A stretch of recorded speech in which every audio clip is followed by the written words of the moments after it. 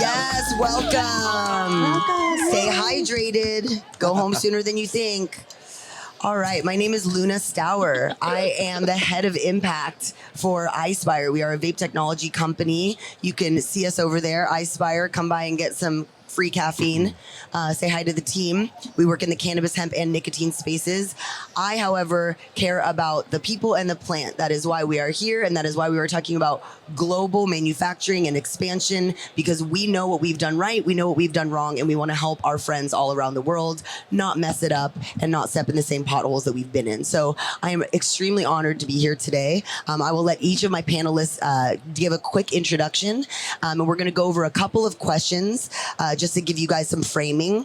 We're going to talk about new markets and opportunities that folks should be on the lookout for. So if you guys are looking to get into international markets, even though Murray made a great point yesterday, before you go international, try in another state, because it might even be harder to do that in some ways, and it'll put you through the boot camp for getting you prepped for compliance and cultural liaison work that we need to do as we're expanding. And another piece that we're going to cover is we're going to talk about some successes that people have had, so you guys can be excited about it. Why are we doing it? Why are we talking about it? And how can we adapt and align our strategies to make sure that we are aligning with the consumer preferences and compliance standards and the regulatory frameworks of the spaces that we're going into, basically reading the room, knowing the audience. So we'll start with you. This is Sarah Brittany. Hi, everyone. Thank you so much for being here. My name is Dr. Sarah Brittany Somerset. I started the first cannabis news desk at the United Nations in 2011. Prior to that, I was a cub reporter for High Times back in 2007. So I've been in the cannabis industry for about 17 years. My path has tracked legalization, and primarily my past 13 years worth of work have been trying to get cannabis descheduled from the 1961 Single Convention on Narcotic Drugs, which is the international treaty that was keeping cannabis scheduled with classes like heroin worldwide. So that has recently come out of that schedule. It has yet to be rescheduled, so it's kind of in limbo. So it's an interesting time to talk about international markets. Great. Thank you so much. Cheryl? Hi, good afternoon, everyone. My name is Cheryl Murray Powell, Esquire. Thank you. I love the love. I'm a cannabis, agricultural, dietary supplement, trade, psychedelics, and regulatory attorney. I've been practicing cannabis law for 9 years now. I'm on the ASTM International D37 Committee for Cannabis on their executive committee. And that's because I chair the subcommittee for diversity, equity, inclusion. I went to an international law school, Florida International University in Miami. And also I'm the international first vice president for the Ethiopian World Federation. So it's an organization that was founded by His Imperial Majesty Haile Selassie I, Rastafari, back in 1937. Rastafari. So there's a lot of things that I do in the industry. I focus on a lot of contract work, changing laws, and most recently I have the privilege of representing one of the witnesses for the rescheduling hearings. We'll get there to the descheduling, but rescheduling from Schedule 1 to Schedule 3, I'm one of the attorneys representing Veterans Initiative 22. So it is an honor and privilege, and you'll be seeing a lot of activity around that over the next few months. So thank you so much for having me today, and I look forward to our discussion. Awesome. Dean? Hi, good afternoon. I'm Dean Gainsley. I'm Commercial Director and Lead for Grow Group in the UK. We are largest cannabis importer distributor in the UK medical cannabis space and have businesses in Australia and Germany. We were first importer of medical cannabis into the UK back in 2018, and I've been involved in lots of other projects in the space over the years. Awesome. Thank you so much. Can we get a round of applause for all of the brilliance on the stage? It takes a lot of chutzpah and faith in yourself to be able to talk openly about cannabis in any context, much less when you are coming from crossing borders. I just want to say, just because it's very relevant, my team and friends, Envola, they're the largest Spanish-speaking cannabis marketing and media company in Latin America. They came up with a team. Half of their team got detained at the border and were deported. We're still getting reports on exactly what it was. It was something cannabis related. I don't think they actually had anything on them. They were not detained detained for a crime. They were just sent back. I don't know if it was paraphernalia or what it was, but do not get comfortable. This is still illegal in most places. We have not won the hearts and minds of everyone. We get very entitled and very in our bubble, and it's just something like that where we're supposed to be here with a whole film crew doing a documentary, and they're back home in Chile and they did nothing wrong. So it's just a reminder that as we're talking about this, let's stay very respectful and understanding of like security culture and the regulatory landscapes. We want to talk about the exciting business opportunities, but lawyer up, do your research, don't get too comfortable, watch your back, because there's nothing worse than this new culture in cannabis of people getting excited about the green rush and they forget that, people have lost their homes, their livelihoods, their dogs to raids and violence, and they don't want us here. So let's not get too comfortable. Okay. Just a point of checking our own privilege and entitlement to having these things. So I want each of you guys to name an exciting new market or opportunity that folks should be looking out for, and why. Did you have a success there? Is there something that people can kind of grab onto? We only have a 20-minute panel, so it's going to be just a couple of minutes, high level where and why, and we'll start this way and move. So one of the markets that I've always been really passionate about, and I'm sure Cheryl will agree with me, is Jamaica, of course. I feel that Jamaica is really the origin point for the touch point for cannabis culture worldwide, coming into the mainstream initially. And one of the things I noticed about Jamaica is that now that cannabis is opening up worldwide, that there's different trends. For example, like the push in California is for the highest THC counts possible. And that's actually impacting Jamaica's landrace strains as they're being sort of pressured by tourists to make their cannabis stronger. And, I think that would be a mistake, because I think different regions are known for certain types of cannabis. And one thing I love about Jamaican cannabis is it's designed to be functional. You can be a consumer there and still go about your daily routine. And that's what I love about Jamaican cannabis. And we also saw like a rash of Canadians coming in kind of early on. And I was concerned about that because it kind of touched a little bit on like neocolonialism. I think Canadians kind of came in and were like, we're going to show Jamaicans, how to grow cannabis, which is laughable. I think, it's great to have all this technology and equipment, but, Jamaicans have been growing without technology and serious equipment for a long time. And, I love their cannabis and I love what they're doing.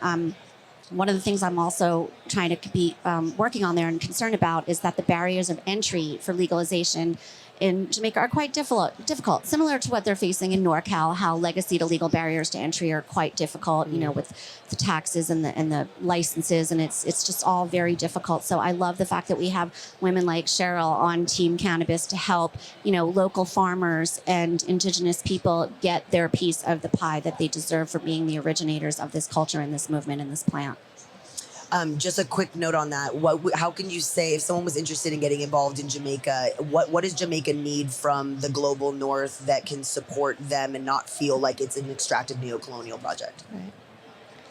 I think outside investment is very crucial to helping local farmers, like I said, get the licensing. Because, for example, one of the initiatives I started with the CLA, that's the Cannabis Licensing Authority, is to make the applications fractional. In other words, instead of paying, say, $3,000 outright, which is very difficult considering the most annual income per capita is maybe $5,000. So you can't put your whole annual income to applying for your cannabis license just for the application. So we're trying to defer it where they go through the licensing process, and then if they get accepted, then they pay that off and they pay it off seasonally with their crop.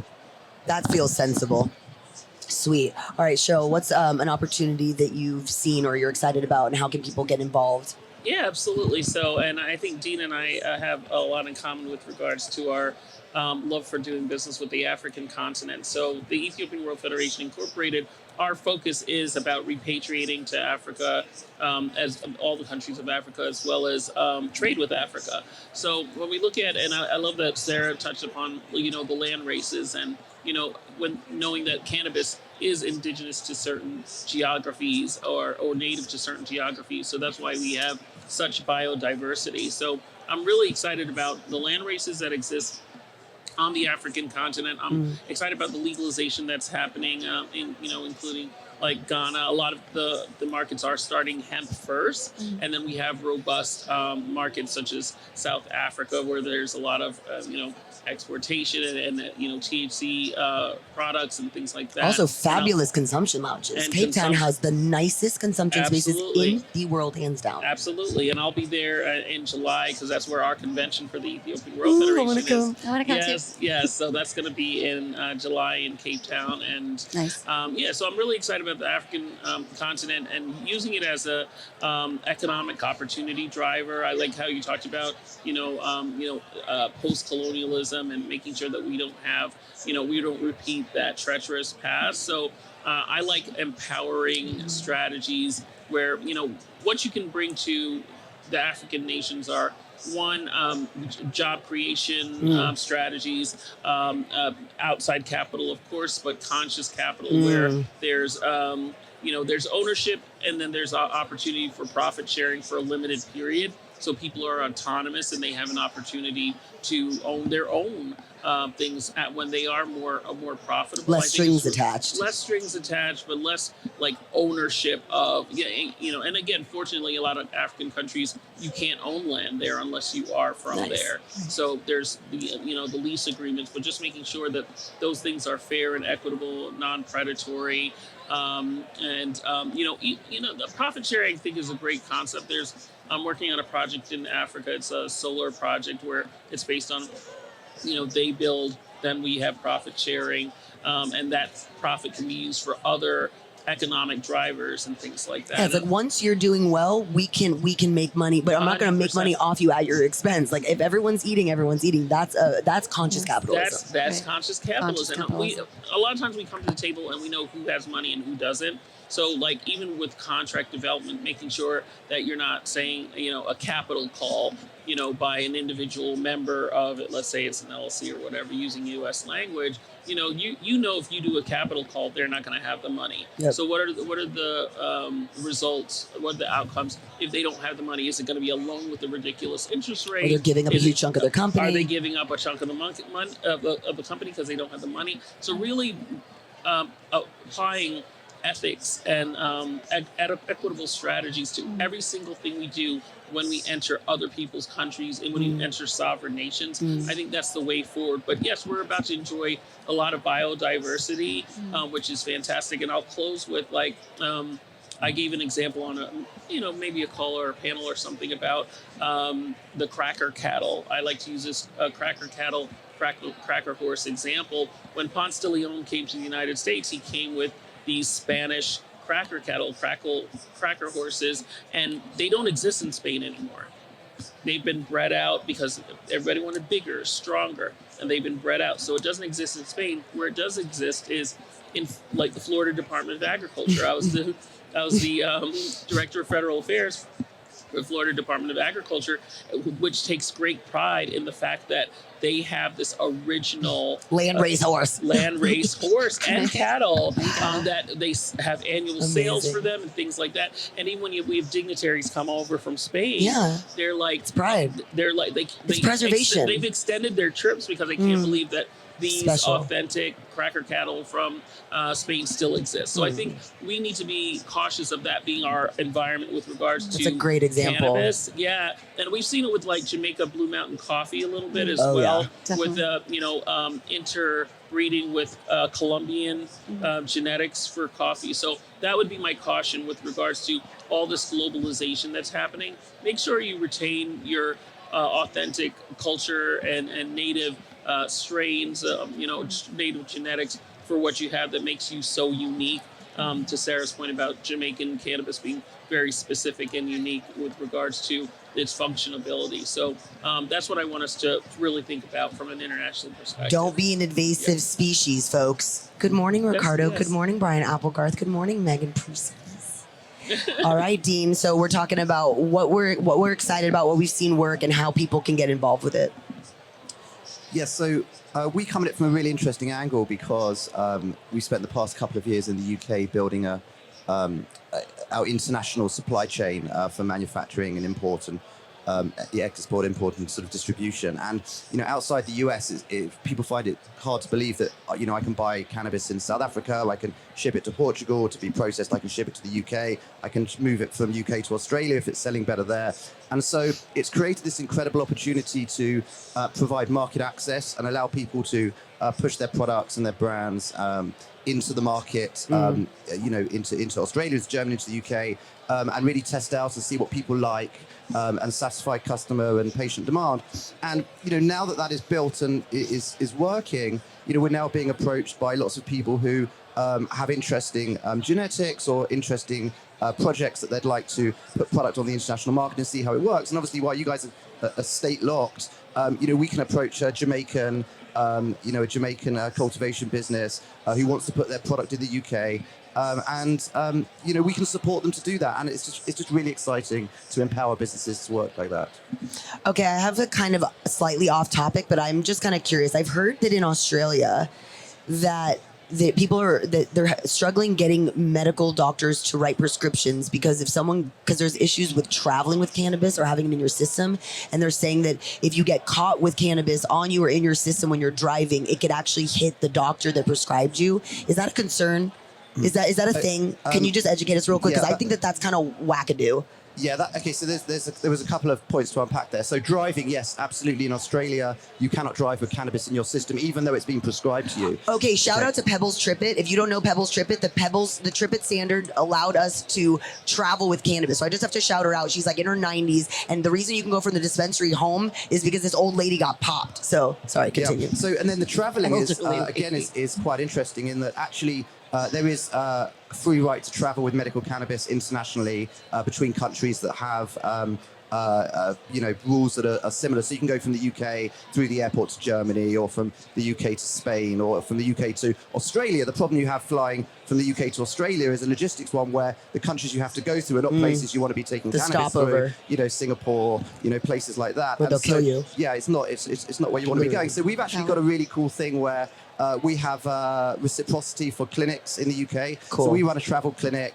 If you're coming to the UK from the US and you don't want to travel internationally with your cannabis, you phone us up in advance. We do all the paperwork. We can have cannabis at your hotel waiting for you. So beautiful. And that's just, people love that. That's yeah, great. we still have a lot of work to do. Okay, so last quick little lightning round, and then at the end of what you say, just let people know where to find you, your website, your Instagram. And I think we touched on this a little bit too. Why is it important for us to maintain authenticity and legacy while scaling internationally in markets with contrasting values or stigmas? And I think whether we're talking about traveling with it in our systems, not having this, extractive, post-colonial perspective, we've touched on it a little bit. So I just want to wrap it up with, if people really are interested in being in international markets, traveling to international markets, what's a kind of a mic drop or a really good piece of advice that they can understand to make sure that they're keeping true with their piece, so that when they go into a new market, it doesn't get watered down, or the opposite when they're coming in, that they're not having this, Paulo Freire, he wrote a book called Pedagogy of the Oppressed, and it's this concept of, bringing literacy to the campesinos in Brazil, and it decentralizes this concept that the knower or the teacher is full of something and the learner is empty, that the student has to be the teacher has to be the student, that there's this reciprocity and this respect, that people already come full. They're not lacking anything. We don't need to, maybe we could help the Jamaicans with, sensimilla and like helping them, build up things to separate the males from the females. But as far as like telling them they don't know what they're doing or giving them technology, that was a great example. So just a quick kind of letting people know how to maintain their own integrity with their brand and also not step on anyone else's. That's a lot to unpack, but I'll do my best very quickly. One of the things that I think is crucial that many people overlook is not scrubbing the origins of this movement from this industry. It's still a nascent industry, but it's not a new concept, right? People have been using cannabis since the dawn of time. There's always been different enclaves of people using cannabis. But if it wasn't for patients, I want to give a shout out to all the patients, because if it wasn't for patients demanding access to this plant, this industry would not be here. We would not be here. This would not be happening. And I think it's very important to understand that patient advocacy is something that everyone can do. You don't necessarily have to be a patient. You don't even have to be a consumer to demand access for people, the people who really deserve it. Like Cheryl's initiative for veterans. I find it appalling that we send these people off to fight our wars and protect our freedoms, and then they come home and they're either, cast aside or given opioids, which we all know are harmful and addictive and sometimes deadly. 23 dead a day. 23 of our young people who have served in the military.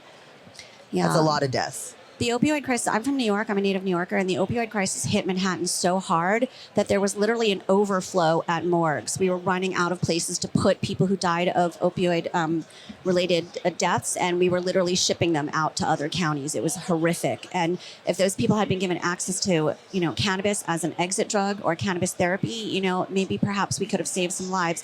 If people who have PTSD and depression when they come home from foreign wars, if they have access to cannabis, maybe we can save lives. So I think it's very important to always keep in mind that patients and access and advocacy are crucial. We're all here. It's an industry. We're all here to make money and, deal with our supply chain and all of that. It was a movement first, by the way. Movement first. I want to give a shout out to the late Doug Green, who went to Albany in the freezing cold weather to, demand access to cannabis. And, so many activists who came before him that, like Dana Beal, like Rick Cusick, these are just, like Danny Danko, these are just names to some people, or maybe you don't even know them, but these are people you need to be aware of because they're literally why, we're sitting here today.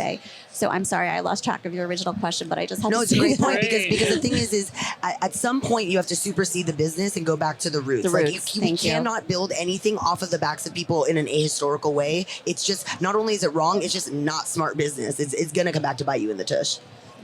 Oh, yeah, absolutely. Thank you for that. And thanks for recognizing that I am a veteran advocate. I have been for a long time. I'm in a movie made by a veteran, Steve Elmore, called Unprescribed. It's available on Amazon Prime for free. And it talks about veterans in cannabis, so thank you for acknowledging that. I'm also a Rastafari sacramental use advocate, which includes our indigenous community. So I just want to, bring that into the room as far as our indigenous community, they're faith-based users. Some of our Hindu community, they're faith-based users. Our Rastafari community, faith-based users. So as we are legalizing across the globe, really keep in mind that even when we have our formal legal structures, we're still not considering, we're still making illicit people who have been using cannabis for a millennia because they have ceremonies around their production. Absolutely. So if I have ceremonies around my production, I'm not going to be able to go to a dispensary and purchase cannabis for my consumption because I need to own the chain of custody. Fact. So we need to start like Jamaica and Antigua and U.S. Virgin Islands, start thinking about how do we incorporate faith-based use, sacramental use into our legal structures. I've created 4 models that's about to be going through the ASTM balloting process. The last thing I guess I'll say is, when you are in these jurisdictions or these new geographies, don't steal their genetics. Really be considerate and give them the appropriate credit for what they've done, and then figure out how to work with them and figure out how to drive economic growth in that host country instead of just trying to, under the pretense of working with a university or having labs, seal genetics, and then you have nothing that you're contributing to these countries. So I think that's really important when you're working globally as a good actor in cannabis. A lot of us like to think that we're heroes in our own stories, and we like to think we're good actors, but you're only a good actor when you're focused more on contributing rather than taking away, and that you're informing and educating people and elevating humanity. And that's what makes a good actor. And that's what makes you a hero in not only your own story, but when history is told correctly, that you will be someone that will inspire others to do more and greater things. Ooh, mic drop. All right, we are at time, so take us away with a quick 1 minute, and appreciate all of you guys for being here. Thank you so much. Great, thank you. Actually, we have a lot of demand in the UK for land races, and we can't find them to satisfy that. So that in itself is really interesting. Look, we exist just to try and make people's lives better. And, cannabis got legalized in the UK because a young boy came from Canada with his medication. It got seized at the airport. It caused a huge public outcry. And as a result, they had to change the law. And so, the basis of everything that we're doing over there is about improving the lives of patients and giving them, what they need to, to live well. So that really is the top of everything we do. Where can people find you? We're Grow in the UK. Grow Group. You can Google us. You'll find us. We're Germany and Australia. I'm Luna Stow. You have to put an underscore between my names on Instagram because fuck Meta. And you can find me at Virtue N Victory. So not and the word, but Virtue letter N Victory, and on Instagram. And I'm on Instagram as Cannabis Correspondent. Really easy. I have to just shout out Guy Rocourt and Anea Bogue. Guy is one of the founders of Papa and Barkley, one of the most well-known products worldwide for health. He and his wife, Anea was my high school teacher. We met when I was 15. I got suspended from high school for going off campus during lunch and smoking. And I wrote a letter to all of my teachers saying, hey, I got suspended for 5 days. I think that this is whack. I have a 4.0. And she was like, I love you. Do you want to be my babysitter for my 2-year-old daughter who's now 25? So I'm the godmother of her daughter. She just launched Clea. They are the first whole plant medicine product for menopause, specifically formulated for women who are going through that transition, which is a very long transition. It could be from 30 to 60 pretty much. So to find Anea, find Guy, this is a really exciting new project for them. Really excited. Love you guys. Thank you for coming. Mita, shout out to Mita. If we don't have trade associations, we don't have shit.